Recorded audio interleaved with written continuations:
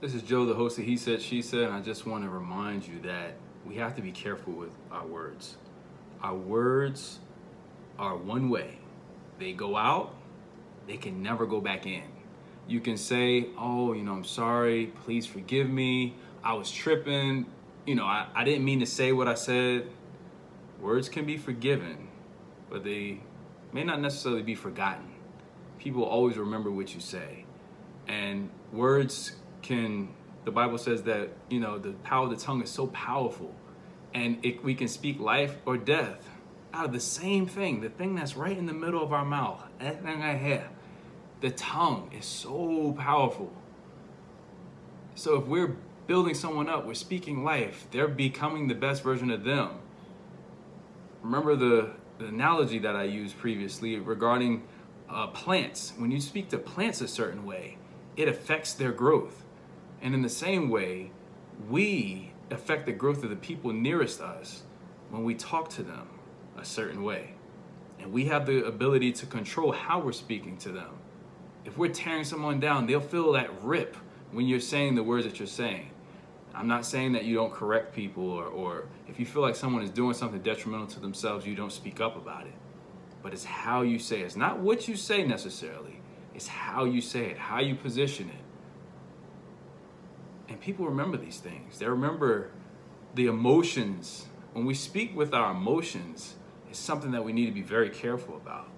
Because if we're speaking with our emotions, that's where the signal or the overall message of what we're saying gets misconstrued. If we're all up in our emotions, if we feel mad and we're talking, we may be coming from a good place. Right in our heart is like, hey, I really care about you. But all the person hears is your emotions. You're mad, so you're talking really pointed and saying, you need to do this, you should shut up and listen to me, and I'm right and you're wrong. All they're hearing is emotions. The words, the word choice is everything.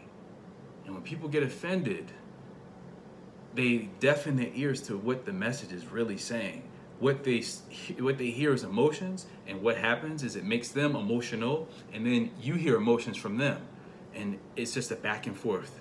Emotion and emotion, emotion and emotion. And then eventually, depending on who you're dealing with, you may have yourself a physical confrontation with this person. And I don't know about you, I feel like I'm too old to be fighting somebody. Especially if I'm coming from a good place. I'm not defending myself now. I'm all for that. If you're having to defend yourself, that's one thing.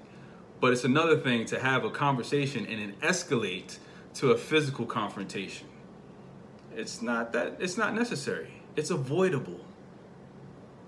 Position how you use your words. Be intentional about how you use your words. That's all there is. And if you don't know that, there's consequences and repercussions for that.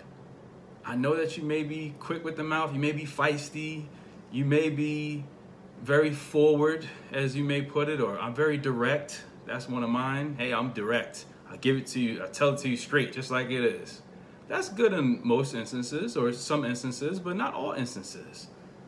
We have to be mindful of our audience. We have to gauge our audience, when to say things the way that we're saying it, and that's all about relationship building.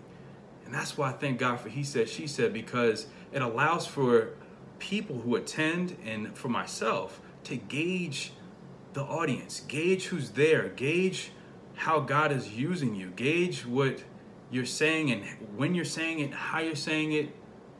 It's all about tact. It's all about strategy. It's all about what you're saying in a particular moment. You have to be mindful of those things, because if you're not, it's going to be a big problem. It's going to be a big problem. And I don't want to be on someone's World Star or any of these YouTube videos, these other YouTube videos.